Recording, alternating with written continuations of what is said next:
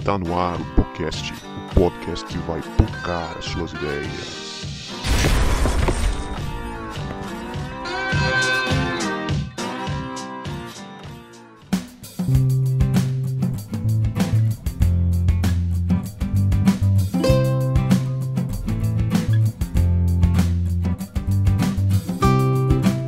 Pra você que achava que a gente não voltava, a gente voltou. E este é o podcast que vai pocar as suas ideias. Meu nome é Guto e eu estou com o João, que é um cearense raiz. Eita, nem tanto, mestre, nem tanto. Tá bem Nutella, né, na verdade. Tá eu tô meio nutelando aí, né, ultimamente. Tem andado muito com cuidado com algumas gírias que eu vou falar, mas é isso aí. E aí, galera? Eu sou o João Marcos e eu estou aqui com a Leia, que está inconformada com o inconformismo de conformados com a política brasileira. Meu Deus! Eu já entreguei. Não me conformo. Tô nem vendo mais. E aí, gente, tudo bem? Eu sou a Leia, eu tô aqui com o Vini, que como todo bom discípulo radical, foi fazer missões no Vale do Jequitinhonha. Fala, galera. Bom dia, boa tarde ou boa noite. Eu tô fuso horário diferente aqui ainda. E eu sou o Vini, tô aqui com o Guto. Gente, de verdade, eu não sei o que eu tô fazendo aqui.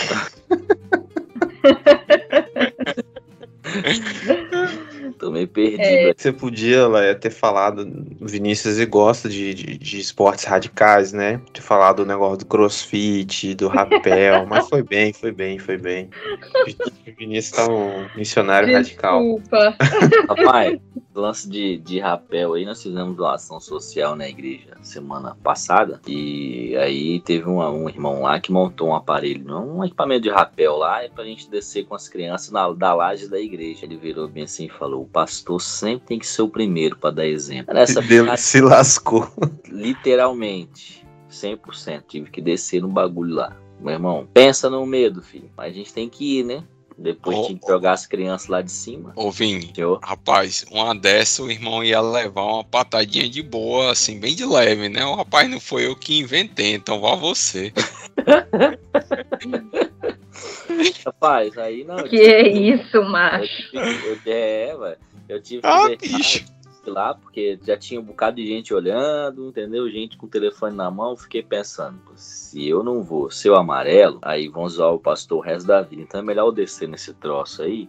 Beleza, desci. Ainda bem que eu tinha uma outra muda de roupa no carro, né? Tem que trocar. Importante. Mas desci. Importante. Pois é, galera, a gente tá aqui hoje, eu tô empolgado, porque eu vou ler um livro que eu li no seminário, que eu não tava falando com o João Marcos e com a Alec, e quando a gente lê no seminário, a gente lê pra fazer resumo pra entregar. Agora eu vou ler direito, eu vou degustar esse livro aqui, né, que é o livro do Discípulo Radical, do John Stott. E eu já falei aí no último episódio, se você quiser ler com a gente, compra o livro e lê com a gente, que vai ser bem da hora essa experiência.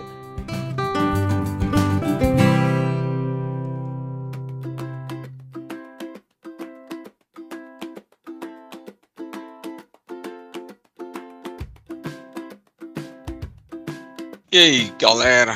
Estamos aqui para fazer a leitura deste livro, que é um livro histórico, porque ele foi escrito por um cabra arretado, chamado John Stott, inglês, né, daqueles bem pontuais e tudo, que escreveu esse livro, O Discípulo Radical, e disse assim: ó, esse aqui é meu último livro, pronto, acabou, né? Acabou essa conversa, não vou escrever mais nenhum. E aí realmente foi o último livro dele, que infelizmente 6 meses depois ele veio a falecer. Mas ele escreveu, não sei se pensando que ia morrer, mas coincidiu, né? Fazer o quê? Mas esse livro é muito bom. E aí ele chama uma reflexão muito interessante pra gente. Primeira coisa, vocês já perceberam que Jesus, no Novo Testamento, né?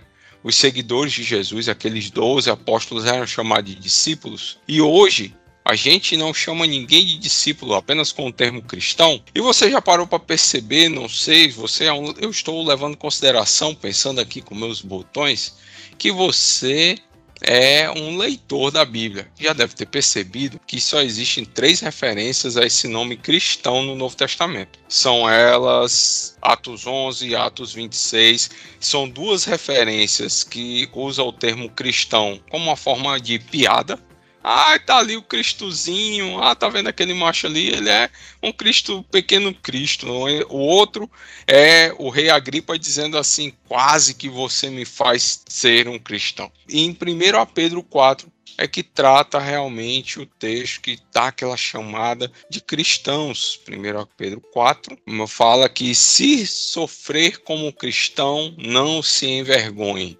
Foi uma forma digna, né, que Pedro trouxe para esse termo cristão e ficou até hoje. Mas se a gente olhar a diferença entre discípulo e cristão, a gente vê que o termo discípulo ele seria muito mais forte e traria um relacionamento muito mais íntimo e profundo com Cristo, porque ele se relaciona com a questão de aluno e professor. Quem é discípulo de Jesus aprende com Jesus. Quem é discípulo de Jesus procura imitar o mestre, ser no mínimo igual ao mestre. E essa é a ideia, a gente viver debaixo da instrução de Jesus, que é o nosso mestre e Senhor. Então, o livro, a ideia quer trabalhar justamente essa questão do discípulo, sendo aquele aluno que busca a instrução do seu mestre, mas também é aquele que é radical. Radical no sentido de enraizado em Cristo, onde tem a sua base, vamos dizer assim, os seus pés, né, a sua mente bem firme em Jesus Cristo, bem firme nos ensinamentos do Mestre. Colossenses traz bem essa questão, Colossenses 2, 6 e 7, que diz, portanto, assim como vocês receberam Cristo Jesus, o Senhor, continuem a viver nele, estando enraizados e edificados nele e confirmados na fé, como foi ensinado a vocês, crescendo em ação de graças. Então a ideia do livro é justamente tratar o discipulado radical, o seguidor de Jesus, o aluno de Jesus que busca viver na instrução do mestre, mas e com a sua mente bem firme, bem aprofundada na mente de Cristo, para que ele seja o mais próximo daquilo que o seu Senhor deseja.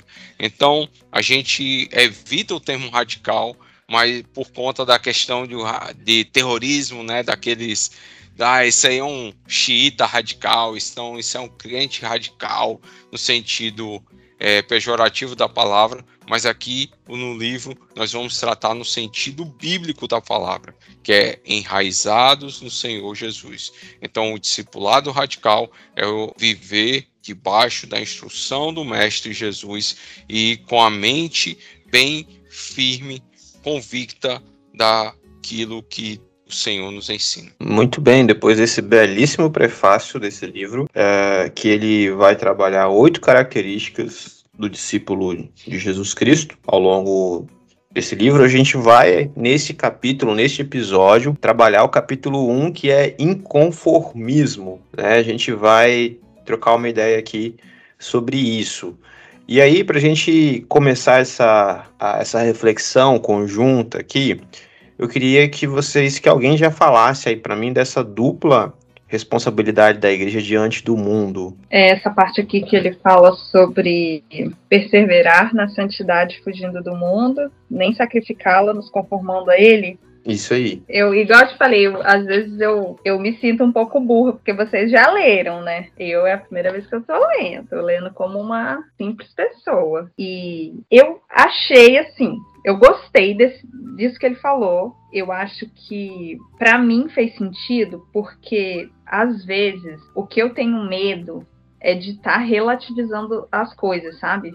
Porque a igreja exclui as pessoas e pororô, parará. E aí, quando eu li essa frase que ele colocou, eu não sei se foi isso que você queria chegar, Guto, mas eu quero dizer que quando eu li, eu falei assim, cara, realmente, a gente tem que saber equilibrar o ponto de ser santos no mundo, mas não ser alienígenas com essa santidade no mundo. Não sei se tá dando pra entender, porque às vezes eu começo a ficar um pouco com medo de onde eu tô chegando, em nome de, não, porque a gente tem que acolher isso que a pessoa é, ou a gente tem que ajudar e tal. Mas será que eu não tô sacrificando o chamado que Jesus fez pra mim, ou pra igreja, enfim, eu tô jogando pra mim, da santidade, me moldando ao padrão que o mundo tá me oferecendo, em nome de, sei lá, ser legal com a pessoa? Muito legal isso aí mesmo. Qual é o limite, né?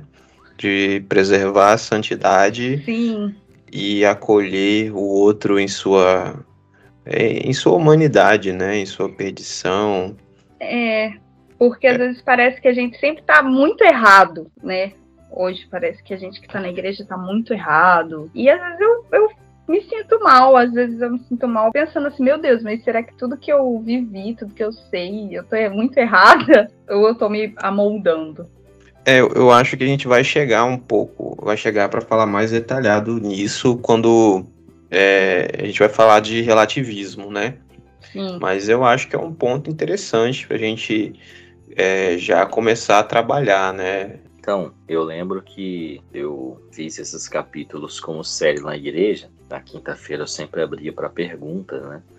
E uma das coisas que me marcou bastante foi que quando eu falei, coloquei lá assim, eu só colocava o título do capítulo. E aí quando eu coloquei assim, inconformismo, as pessoas tinham uma ideia de ser inconformado, era de ser revoltado. Não sei se você já conversou com alguém que pensa assim, né? E a primeira vez que eu li o livro, há 10 anos atrás, quando eu vi os capítulos, eu achei que esse inconformismo tinha uma ideia, sabe, com essa coisa de a gente ser revoltado com o sistema, de ficar chateado, de ficar inconformado. E aí, quando ele trabalha a ideia de não ser no molde, no padrão do mundo, foge muito daquilo que eu pensava e que a maioria das pessoas pensa quando falam dessa palavra, né, do inconformismo. E aí, se a gente não conseguir, na verdade, se a gente não delimitar bem assim, por que ele usa essa palavra, e aí a Leia explicou muito bem sobre isso, né? A gente acaba não transmitindo talvez a mensagem que ele queria ao escrever o livro. E a Leinha, ela fez isso de maneira muito tranquila, muito prática, assim, né? De não ser amoldado, de não ser conforme o sistema que rege o mundo e etc. Mas é muito interessante que essa palavra inconformismo, as pessoas logo lembram dessa revolta, né? Porque eu estou revoltado com isso, eu não me conformo com isso, né? Então até a forma de falar das pessoas muda quando elas vão falar desse conformismo, mas não é nada disso, né? É de fato de não ser conforme um padrão extra-bíblico, né? Isso que a Leia falou. Eu acho interessante também, para a gente começar a ter uma diferenciação, essa inconformidade. Aqui ele usa duas palavras aqui que são interessantes nessa introdução dele, que ele fala de ser inconformados com a cultura circundante e da criação de uma contracultura do reino, né? Então eu acho que se a gente começar a entender o que é essa cultura circundante, o que é essa contracultura que a igreja é chamada a construir, fica mais fácil a gente entender a que a gente não pode se conformar ou a que a gente tem que se inconformar, né? Essa cultura, a palavra cultura, ela pode ser uma pegadinha também, né? Porque a cultura tem coisas boas também. Cultura está ligada a cultivo. Lá em Gênesis, quando Deus coloca o homem no jardim, ele fala para cultivar a terra. Então tem a ver com o que eu faço com a vida, o cultivo. Só que, ainda falando de Gênesis, o pecado entra no mundo e corrompe todas as coisas. Então, na cultura, no fazer da vida que tem na cultura, tem a ver com as coisas que a gente faz, né, com os nossos costumes. O pecado corrompeu isso. E existe na vida comum, na sociedade, uma forma que foi manchado pelo pecado e que isso tem que ser sempre combatido por um novo fazer, um modo de fazer, né, à luz do Evangelho de Cristo. Eu acho que a gente, não sei se eu elucidei ou se eu botei mais coisa complicada na conversa. João, me ajuda aí, João. Cara, eu me lembrei de Paulo lá em Atenas. Quando ele chega lá, ele olha, né, a idolatria daquele povo e o que acontece? Ele se revolta no seu interior, o seu espírito se revolta em face da idolatria dominante naquela cidade. Então eu vejo que a questão do inconformismo é gerar justamente essa revolta contra algo que a gente não gosta. Mas olha a atitude dele. Ele não foi lá e saiu, né, chamando o povo disso e daquilo outro, chamando de idólatra, destratando, dizendo que iam tudo para o inferno. Não, o que foi que ele fez? Ele testemunhou de Cristo para aquelas pessoas. Ou seja, ele fez justamente o que o John Stott traz aqui, a dupla responsabilidade. Ele evitou se contaminar da idolatria, pelo contrário, ele se revoltou com a idolatria da cidade, mas por outro lado, ele foi testemunhou de Cristo, que salva e que transforma aquelas vidas, que transforma vidas, né? E ele foi com esse intuito. Então eu vejo que nós como igreja temos essa responsabilidade, a gente não deve se conformar, né? Romanos 12 fala isso muito bem, com as coisas desse mundo, com os desejos da carne, né? Com o pecado em si, com as coisas que atraem os nossos olhos, mas a gente não deve se conformar com isso, mas a gente também ao mesmo tempo tem que viver neste mundo e tem que servir a este mundo para testemunhar de Cristo para as pessoas que precisam, que Deus quer que conheçam a Ele, né? Jesus mesmo, ele fala, quando é que, lá no capítulo 25, né, ele trata que quando chegar diante dele, vai dizer o que? Ó, eu tive fome, vocês me deram de comer, tive sede, e são formas da gente servir a sociedade, né? Servir o mundo. Então, nós como cristãos, nós somos cidadãos de dois reinos. Nós somos embaixadores do reino de Deus aqui na terra, mas a gente não deve aceitar como sendo uma boa prática aquilo que é contrário à lei da nossa terra. Mas pelo contrário, a gente tem que amar as pessoas e servir a elas com aquilo que o nosso reino tem de melhor, que é o evangelho que salva e que transforma. O padrão de fazer as coisas, né, é Cristo. Então a gente vai fazer as coisas a partir de Cristo e eu acho que é isso que muda, né, nesse fazer da vida. E o John Stott, ele vai falar das 4 tendências contemporâneas para a gente que a gente precisa resistir, né? Que nessa dupla função da igreja, que é de testemunhar e não se contaminar, ele aponta 4 tendências que a gente vai trabalhar mais detalhadamente aqui, que é o pluralismo, o materialismo e o relativismo e o narcisismo. Eu vou tentar falar brevemente o que são cada uma dessas coisas aqui, e eu botei uma pergunta provocativa aqui que eu quero ver a coisa pegar fogo neste episódio, né? Quando ele fala do pluralismo, ele está falando da ideia que diz que cada ismo, né, cada sistema de ideias e crenças, ideologias, o ismo tem a ver com isso, tem seu valor e merece seu respeito. Eu confundo, não sei se eu estou errado, vocês me corrijam. Eu acho que esse pluralismo tem até a ver com relativismo, né? Porque aqui no pluralismo... Tem sim. Todo pensamento é válido. Ninguém está errado. São só perspectivas diferentes, saca? E aí, o John Stott, ele vai dizer pra gente como a gente deve lidar com isso, né? Que é apontando para como Cristo, ele é único. O Cristo, ele é único, né? Achei até interessante que ele diz, a gente pode falar de Alexandre o Grande, de Carlos o Grande, Napoleão o Grande, mas o Cristo não. O Cristo é único, não tem ninguém como ele, né? Então, para a gente combater o pluralismo, a gente tem que apontar para Cristo. Mas, vamos lá. A minha questão é, existe uma forma saudável de lidar com o pluralismo, né? De trazer diálogo com as diversidades de ideias. O que vocês acham? Pois é, Guto.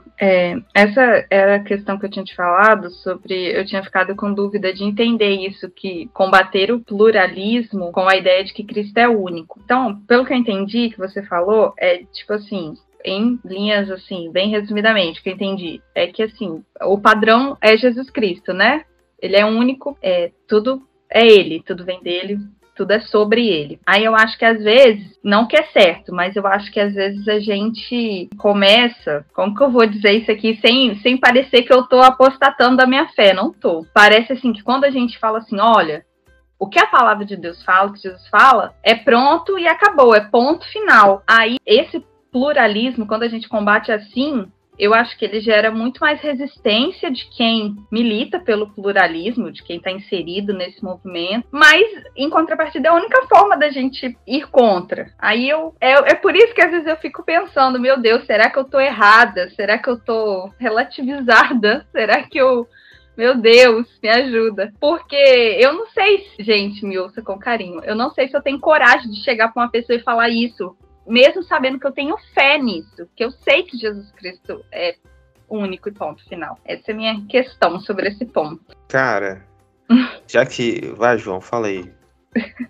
Rapaz, direcionada à pergunta, né, e assim, a gente precisa ter um comportamento de estar sempre preparado para responder com mansidão, com temor, a todo aquele que pedir a razão da nossa esperança. 1 Pedro 3,15 traz isso, né?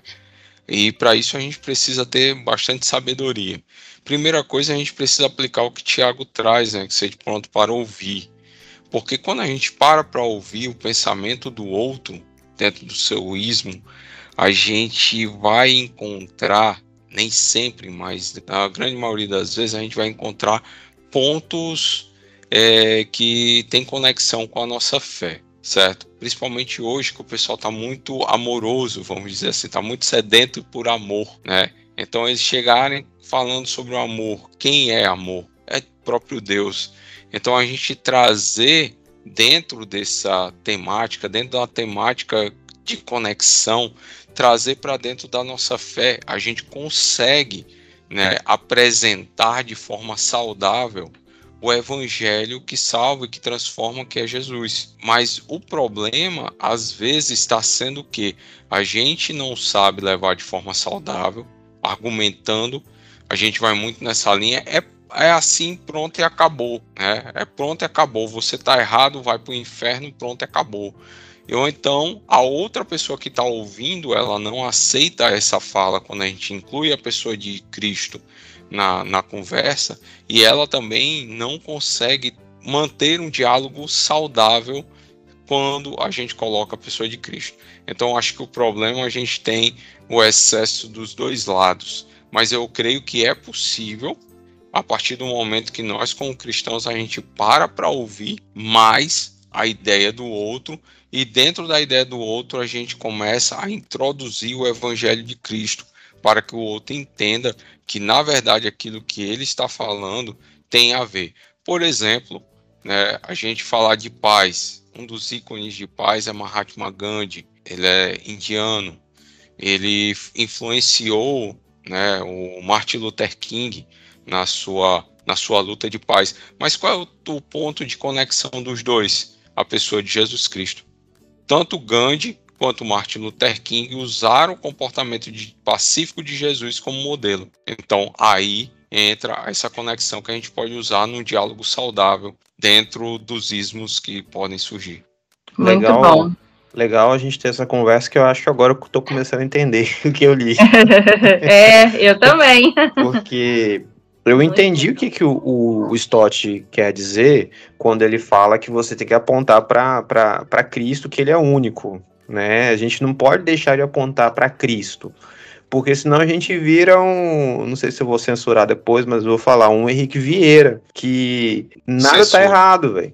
Nada tá errado, tá ligado? Tá todo mundo certo. Tá todo mundo certo. Cara, não tem problema eu dialogar com o cara da religião afro e buscar esse ponto de convergência que o João falou dentro das nossas fés, né? A questão é eu não apontar para Cristo em momento algum. Né, João, eu falei fezes, o João pensou em fezes, né? Porque vira fezes, né? Eu pensei em fezes. Pensei a mesma coisa. Eu tomei mal da barriga. Falou fezes, eu me lembrei de... Ai, meu Deus. Então, mano, eu já deixo você falar, Vini, mas é importante a gente ouvir, mas a gente apontar para Jesus, senão tudo é Deus, tá ligado? Se tudo é Deus, nada é Deus, né? E você vai ter vários pontos de, não sei se de concordância, porque se você concorda com tudo, na verdade você não concorda com nada, né? Eu acho que o respeito tem que ter, você tem que ouvir, e o padrão tem que ser Cristo, porque ele é único na história, né? Mas a gente tem que focar em Cristo. Tem outras paradas para falar, mas vou deixar o Vini falar aí. Não, o próprio Jesus, ele dialogou, ele andou no meio dessa galera. Né? Quando a gente vê, por exemplo, quando ele vai na casa de Simão, fariseu, ele aceita o diálogo. Quando ele senta com os excluídos, com os pecadores, né? A gente até falou um pouco muito disso no Deus Pródigo. Ele vai e ele dialoga com essas pessoas, entendeu? E o mais interessante disso que o João falou, o próprio Jesus fazia isso. Por exemplo, vamos pegar aí o texto, João capítulo 8, Jesus falando assim, eu sou a luz do mundo. Quando a gente pega aquele contexto do porquê que ele diz aquilo, ele está dialogando com as pessoas que estão ali, porque ele está dentro do templo, na festa dos tabernáculos. A festa dos tabernáculos era uma cerimônia que fazia alusão à lembrança da coluna de fogo que guiou o povo pelo deserto, que fazia luz, e dentro daquele contexto, naquela festa, eram acesos vários castiçais que iluminavam não só o templo, mas que essa luz era tão forte que iluminava a cidade durante a noite. E aí o que ele faz? Ele chega dentro daquele contexto e ele dialoga, porque as pessoas estavam olhando para o rito. Olha o relativismo, as pessoas olhavam para só que o rito apontava para Jesus. E eles tinham perdido essa essência.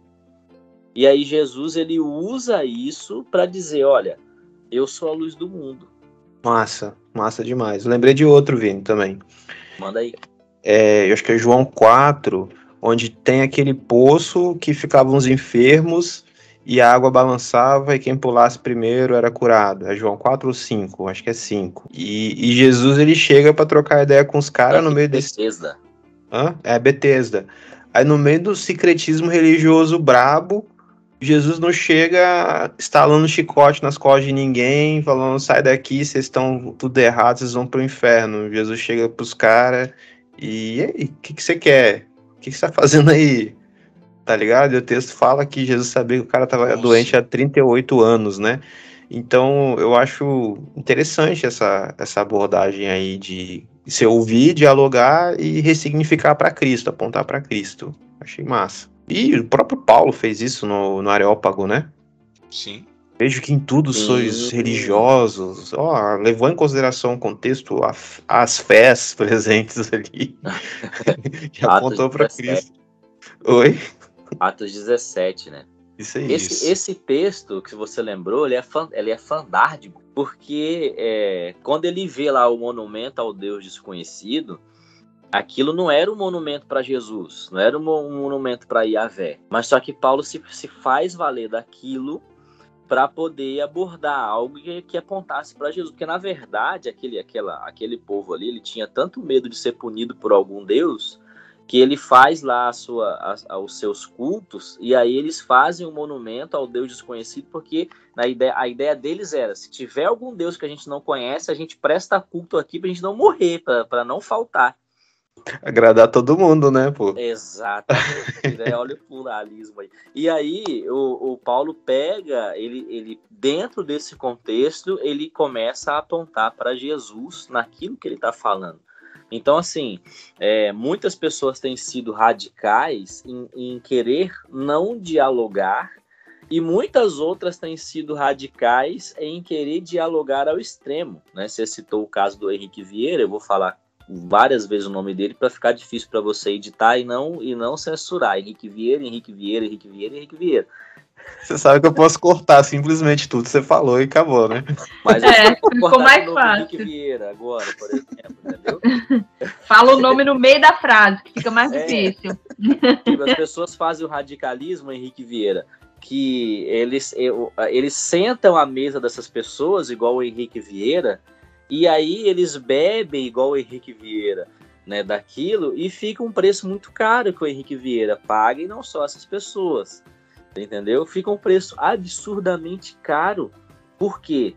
Porque o dia que ele se arrepender, e eu espero que ele se arrependa de verdade, não dele estar nesse meio, porque eu acho que a gente precisa de bons cristãos para estarem nesse meio, mas eu espero que ele se arrependa da forma que ele está conduzindo um cristianismo que não existe, né? E desse cristianismo que não existe, eu sou ateu, inclusive, né? Porque a forma que ele está conduzindo não é uma forma bíblica. Eu espero que ele se arrependa. E mais, se ele conseguisse estar nesse meio, mas vivendo um cristianismo na essência, não negociasse, ele teria muito mais relevância.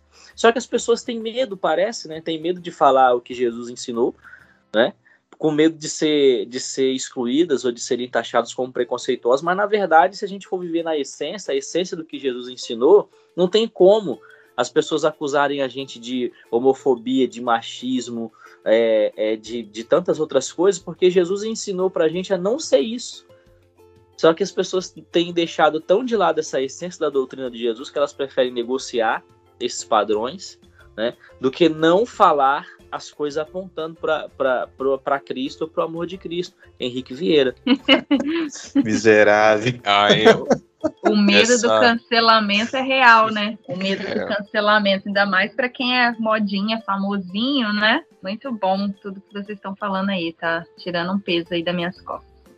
Não, o que é interessante diante disso tudo é que falta, de um lado, falta respeito pela crença dos outros e humildade para ouvir, né, o que o outro pensa.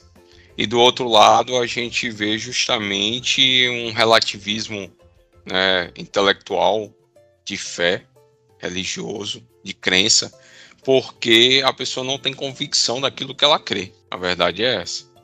Então ela abre mão daquilo da Bíblia como sendo a palavra de Deus, como sendo a autoridade, a pessoa de Cristo como sendo o único caminho, a verdade e a vida, abre mão de um Deus criador que criou a humanidade para ter um relacionamento com ele. Então essa falta de convicção leva a que a pessoa comece a se tornar meio que um panteísta, né? Em tudo que você tem, todo mundo é Deus, todo mundo tem um pouco de Deus, né? Qualquer coisa é Deus, e fica nessa onda aí do HV, né? Que já foi citado várias vezes aí.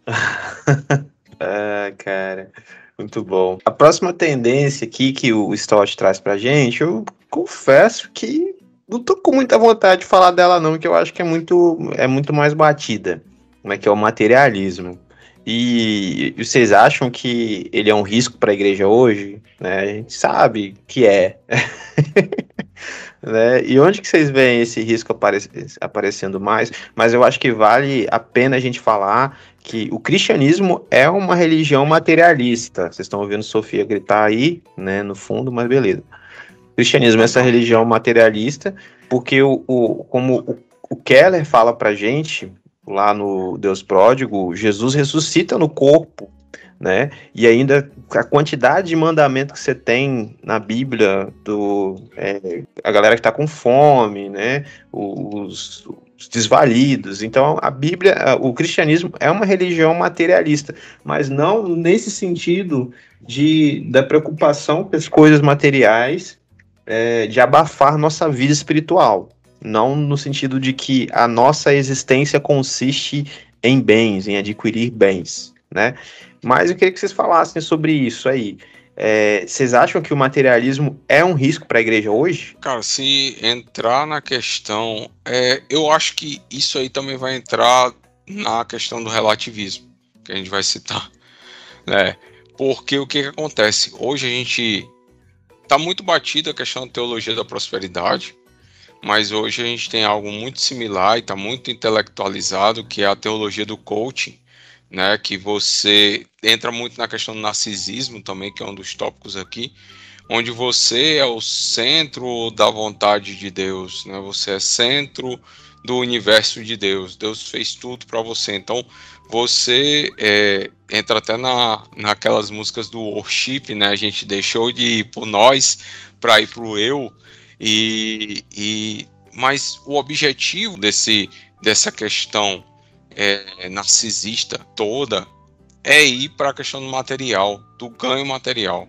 Se você vê grandes nomes aí da inteligência emocional gospel, você vai ver que os caras sempre vão direcionar e dizer assim, que aquilo que você pensa, você pode alcançar, né? Você pode crescer profissionalmente, pode se tornar uma pessoa rica, isso é verdade, e tudo mais coloca como sendo que as conquistas que você tem, elas vão se refletir naquilo que você tem, materialmente falando, né? Carro, uma casa, uma família e uma roupa bem bonita, então, que são coisas bem batidas, mas são coisas que são muito pregadas ainda e colocam em risco o nosso crescimento espiritual, porque coloca essas coisas em primeiro lugar e não Deus. Mas tudo isso porque nós estamos em primeiro lugar. Eu gostei muito de uma frase que ele colocou aqui, queria só pontuar, que ele fala assim: a vida na Terra é uma breve peregrinação entre dois momentos de nudez. Achei muito bom, muito sábio, né? Muito top. Então, podemos pular e ir para a próxima outra tendência, que é que eu tô ansioso para ver vocês sofrerem aí para responder, que é o relativismo. A gente já começou a falar do relativismo, né? Porque eu acho que o relativismo talvez seja uma dessas características mais fortes da nossa época. Aí o Stott, ele já começa falando desse relativismo ético, dessa dissolução de padrões morais. O que é moral? Né? O que é certo? O certo depende. O que é certo para você não é certo para mim. Então você tem toda essa relativização. Não existem mais absolutos. Tudo é questionável nessa época, né? E aí ele fala que isso aparece mais na ética sexual. E eu fiz um apontamento aqui, resumindo a fala dele, que no passado, cara, a questão da ética sexual era muito mais rígida. O cara, quando saía alguma coisa assim, o casalzinho transou antes do casamento, era banco, era exclusão, velho. Eu já vi cara que ficou excluído da igreja por anos por causa de uma parada dessa. E hoje a parada é muito mais tolerada, né? Até se sabe. A gente sabe, cara, rola aquela conversa assim, a gente fala, casalzinho lá, e nada, né? É isso, esse casal é uma bênção e tal. Antigamente era banco, exclusão, né? Hoje só vira escândalo se a menina pega a barriga. Se pega a barriga, os irmãos vão casar, né? É uma parada assim. Só que não era nem disso que eu quero falar, velho. Não era nem disso. Depois, se vocês quiserem falar disso, vocês falam. Mas eu queria falar das teologias inclusivas, né? Porque essa dissolução de absolutos, ela deu a oportunidade do aparecimento dessas teologias inclusivas, né? Hoje a gente tem a teologia queer, a teologia dessa galera LGBTQIA+, né? Cara, se você fizer uma busca rápida, você vai encontrar a galera organizada falando isso, mano. Eles falam assim, né, porque eles falam do viés progressista. Tipo assim, não, isso aí no passado era assim, não, agora a gente já entende essas coisas de uma maneira mais evoluída, saca? E é muito louco, porque no Twitter você encontra esses caras ali transitando livremente, tranquilamente, né? No Twitter tem de tudo.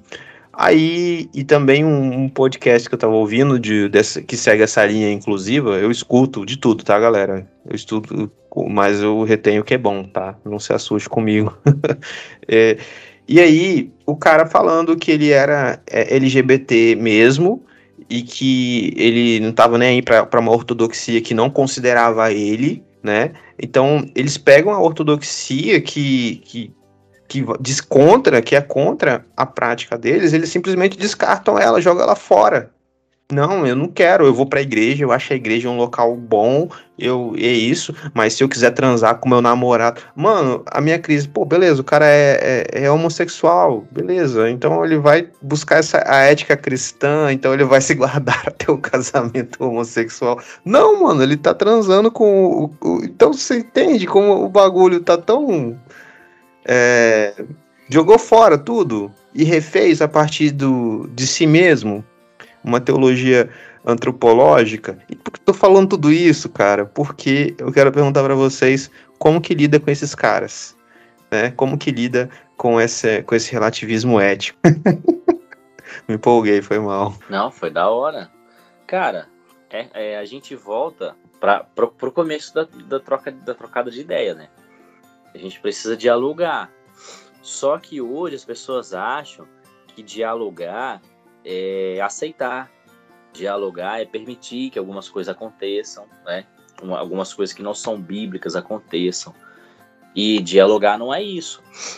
Eu vou para exemplos práticos. Vivi algumas situações no ministério. Por exemplo, chegou para mim uma vez uma pessoa que estava passando por um problema. E nessa questão ela disse para mim, olha, eu estou vivendo um caso homossexual.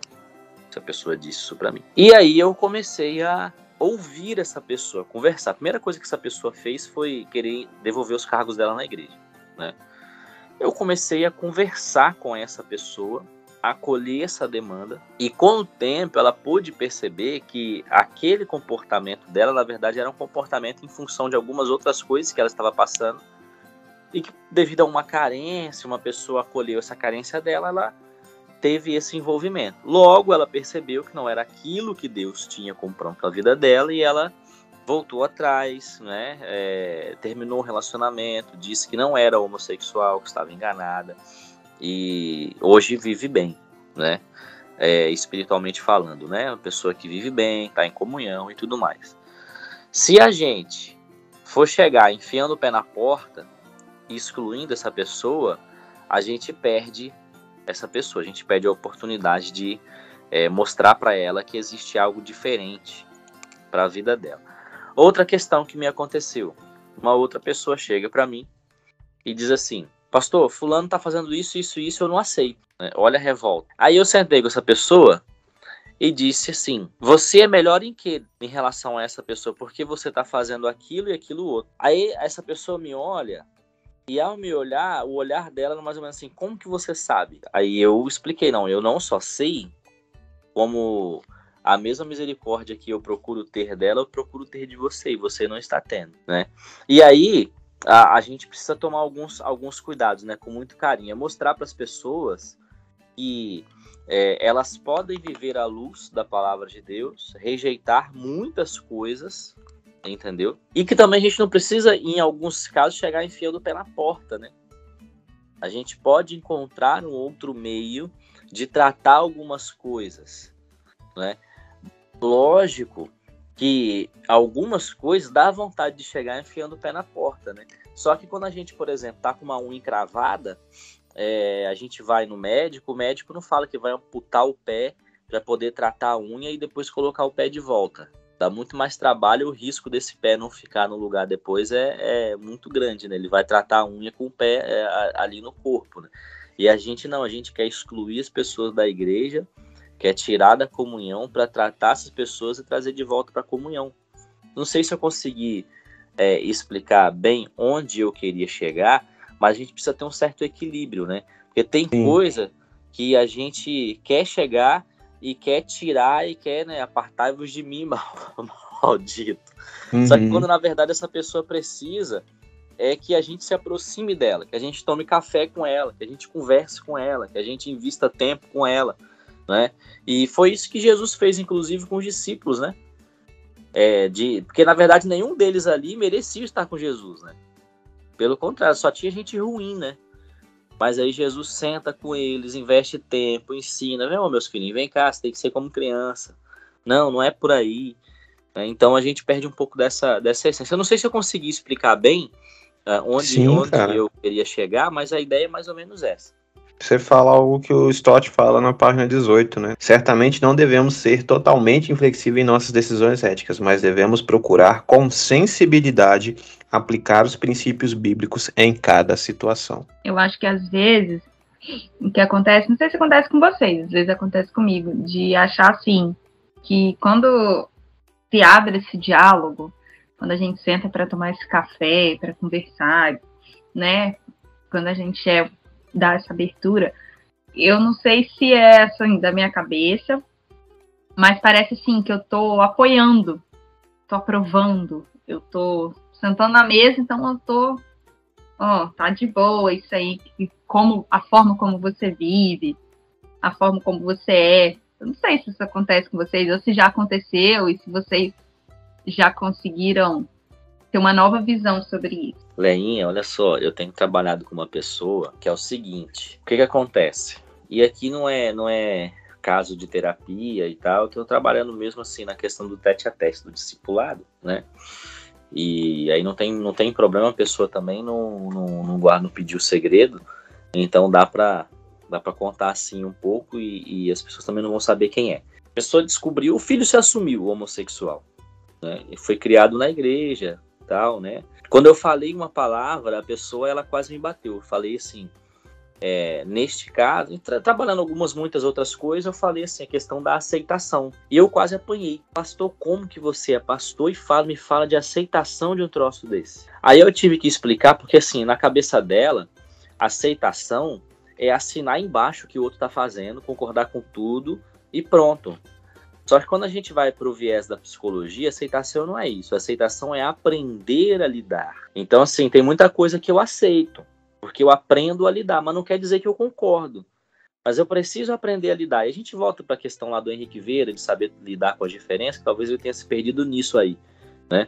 Então acontece muito isso, Leia, hoje. Porque as pessoas, elas não conseguem diferenciar isso. Eu posso aceitar no sentido de aprender a lidar com uma situação, não quer dizer que eu concorde com aquilo, não quer dizer que eu assine embaixo com aquilo, mas eu aceito para poder acolher a pessoa, eu aceito para poder conversar com essa pessoa, porque se eu chego sem essa flexibilidade que o Stott fala, e empurra a pessoa abismo abaixo, eu não tenho nenhuma oportunidade de conversar com ela.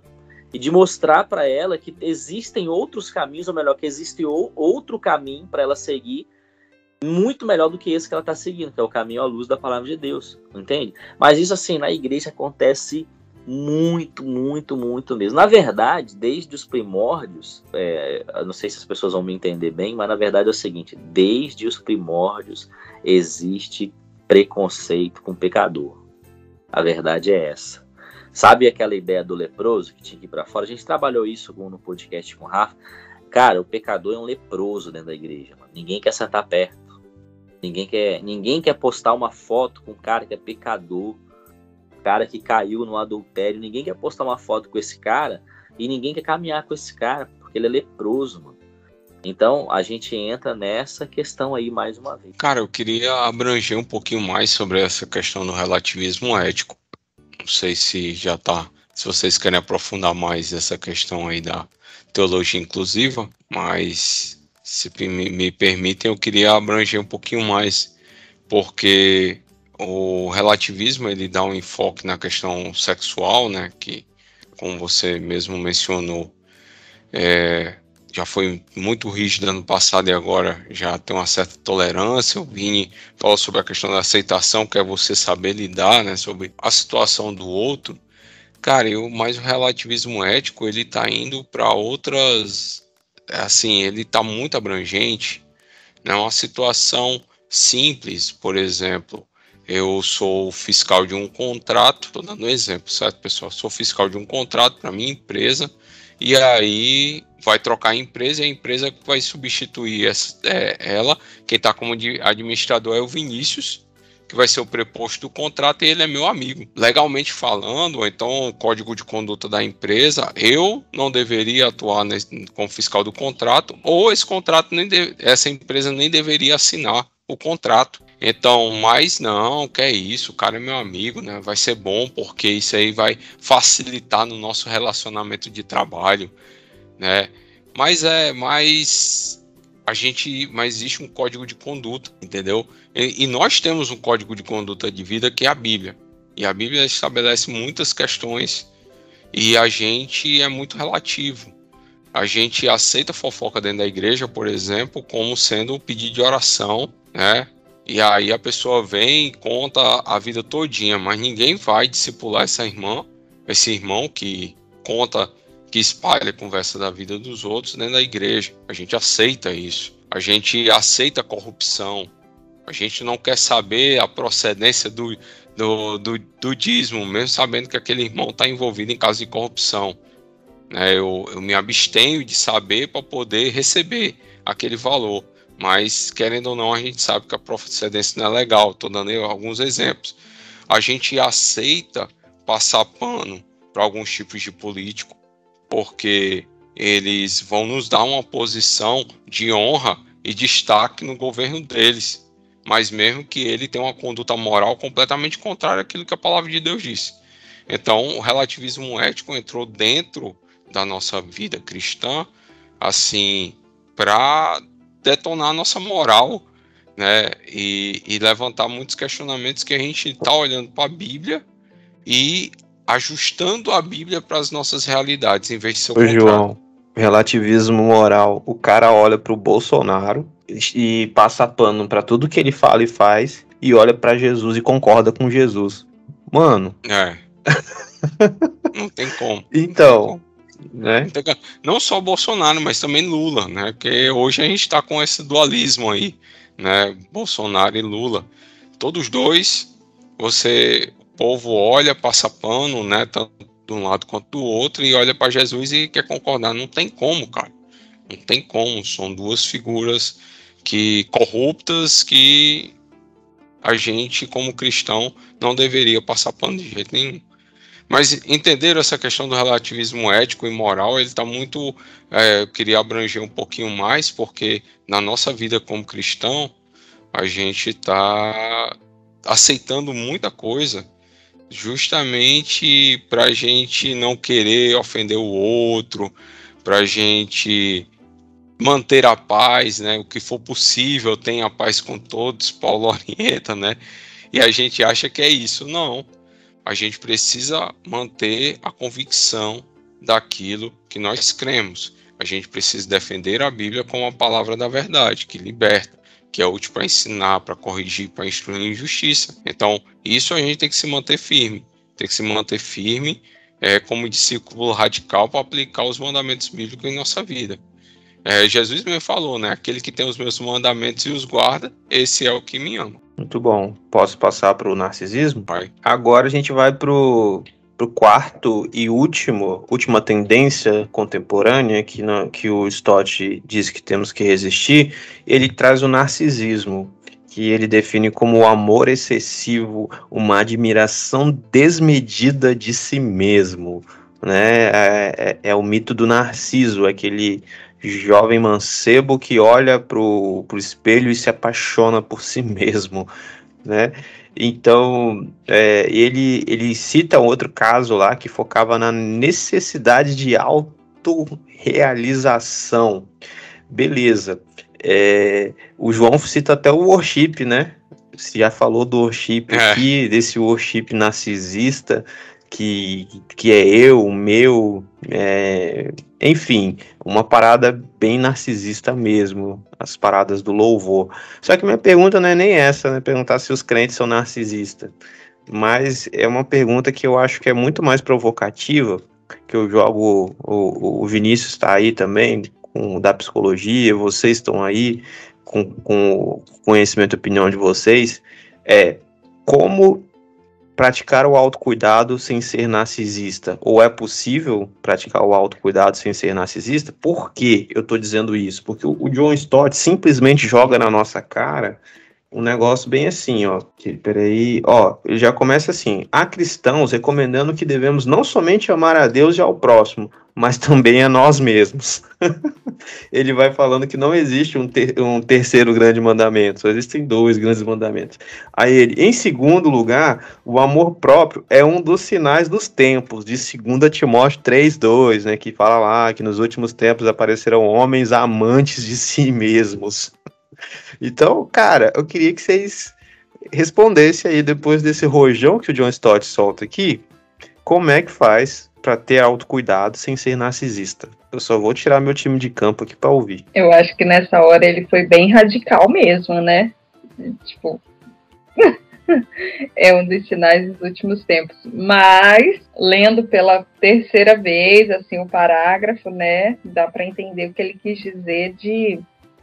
Igual o João já falou, acho que um pouco sobre, acho que Vini também, sobre a idolatria da gente mesmo, né? Ou de criar um Deus pra gente, e esse Deus pode ser nós mesmos, né? A minha vontade, o meu querer, com essa própria teologia coach que o João também citou, é realmente um sinal dos tempos de que as pessoas não estão pregando o evangelho de verdade, né? Em nome de que você tem que se amar primeiro para poder amar o próximo. Sim, você deve. Só que com equilíbrio. Não que você, em tudo, você vai ser endeusado na sua vida. Você mesmo vai se endeusar, né? Igual as músicas também, que o João já falou. Na primeira vez que eu li, eu fiquei, nossa... John Stott, autoestima, vamos lá. Que isso, amigo, não é assim também não.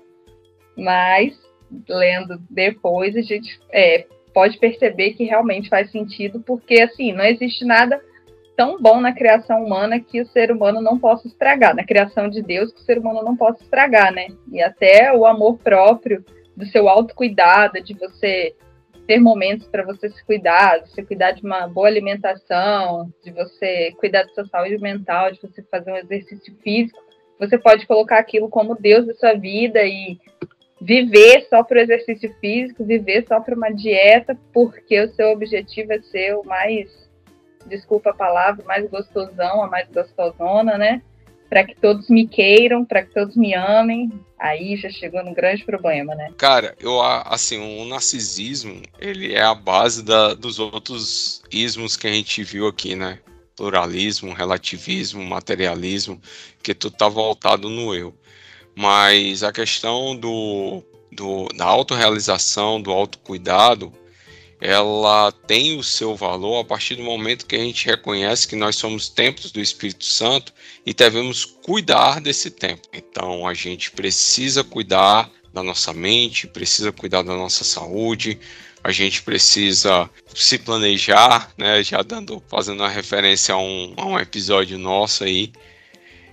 Então a gente precisa disso a partir do momento ele não é um amor, não se torna um amor excessivo por nós mesmos, quando a gente entende que a gente está fazendo isso com uma forma de glorificar a Deus através da nossa vida, através do nosso corpo. Então, essa parada do autocuidado, o que acontece hoje? As pessoas, vou falar um pouquinho da atividade física, que é uma área que eu tenho buscado estudar um pouquinho, assim, dos benefícios na saúde mental da pessoa, crossfiteiro. O crossfiteiro. Inclusive, cara, olha só, no sábado, na sexta-feira eu tava lá no Vale, né, do Jequitinhonha, aí os caras estavam me zoando, meus amigos, que você é crossfiteiro, que você é mole, não sei o que, e tinha uma obra lá, aí eles começaram a me desafiar, pega essa pedra aqui, tem que jogar lá do outro lado, eu falei, beleza, cada um pega uma, vamos ver quem arremessa mais longe. Cara, eu joguei 3, 4 pedras de 30 quilos pra cima, que nem eu acreditei, mano. Aí comecei a encher carrinho de barro, comecei a subir rampa e desce rampa com o carrinho e joga de lado. Aí no final o mineirinho tava lá e falou bem assim, eu não é mole não. Aí eu virei pros meus amigos e falei, tá vendo? Deus me honrando. A palavra do CrossFit. Mas assim, normalmente, por que as pessoas, ainda mais no tempo de hoje, por que muitas pessoas têm buscado a atividade física, né? Porque as pessoas descobriram que a atividade física ela traz benefícios não só físicos, mas também emocionais, né? E as pessoas estão descobrindo isso cada vez mais agora. Qual que é o risco Vini, do... Pode falar.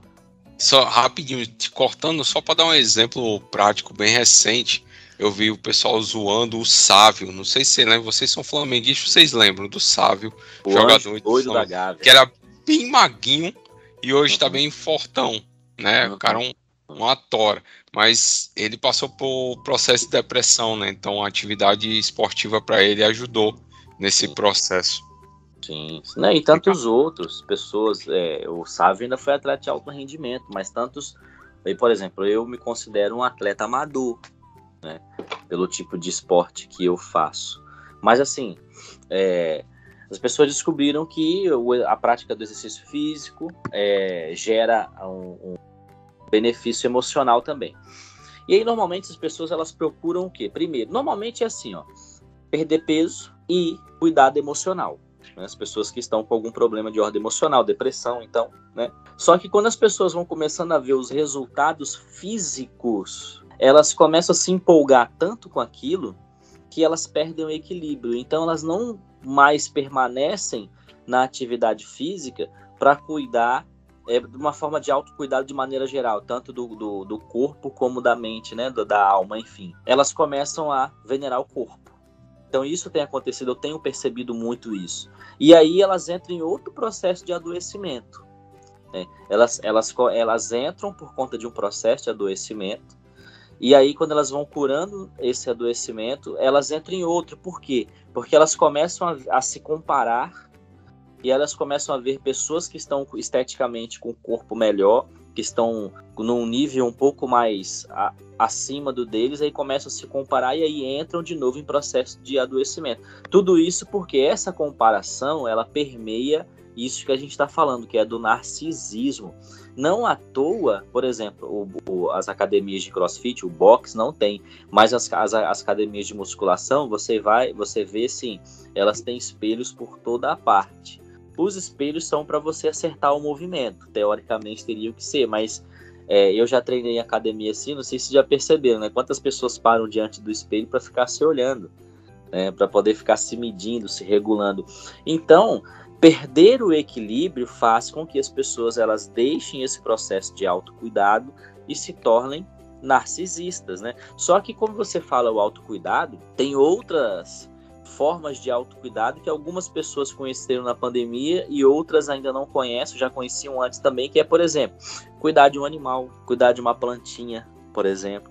E isso faz com que as pessoas elas tenham autocuidado e elas não sejam tão narcisistas. Por quê? Porque quando você vai cuidando de um outro organismo vivo, vai dando uma atenção para um outro organismo vivo, ainda que seja uma plantinha ou um animal, você também está dispensando cuidado para outro, né? Não é um ser humano, mas você está dispensando cuidado para um outro organismo vivo. Então essa forma de autocuidado ajuda a não cair nesse problema do narcisismo que o Stott está falando, né?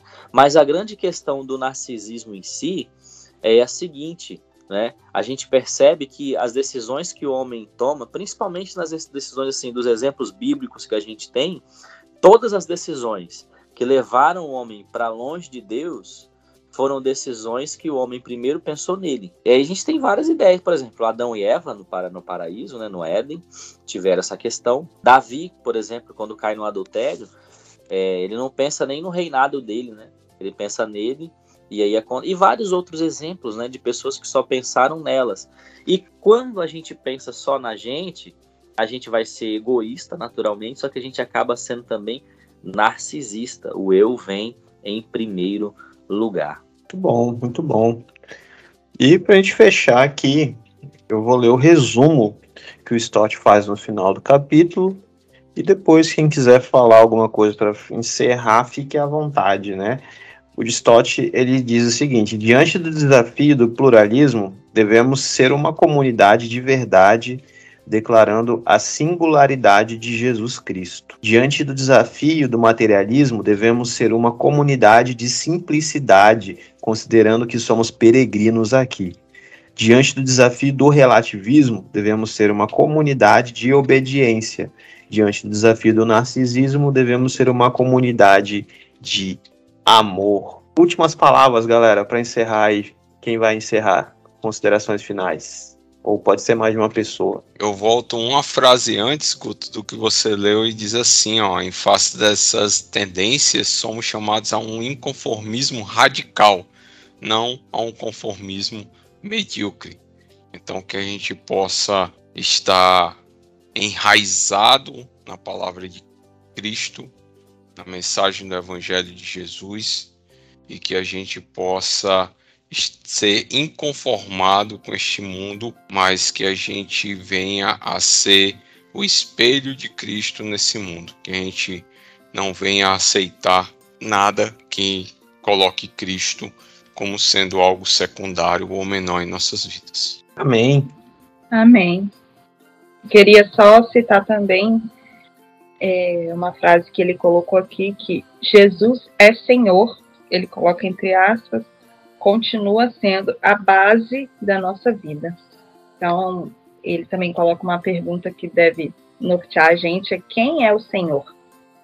E aí a gente consegue aí combater e ser inconformados de uma maneira certa, sabendo que quem é o nosso Senhor, a quem nós devemos servir. É isso aí, gente. Já chegamos ao final do primeiro capítulo. Se você gostou, comenta, fala pra gente. Se você tá lendo junto com a gente e pensa diferente, alguma coisa, comenta lá também. Se você não tá lendo ainda, compra o livro aí, lê com a gente, faz um grupo de leitura, vai ser bem edificante para você. E compartilhe o episódio com alguém, vai ser bem legal a gente divulgar esse diálogo aí mais pra frente, tá bom? E é isso aí, gente. Um abraço no seu coração. Um cheiro. Beijo no seu coração. Isso aí, gente. Espero que vocês gostaram.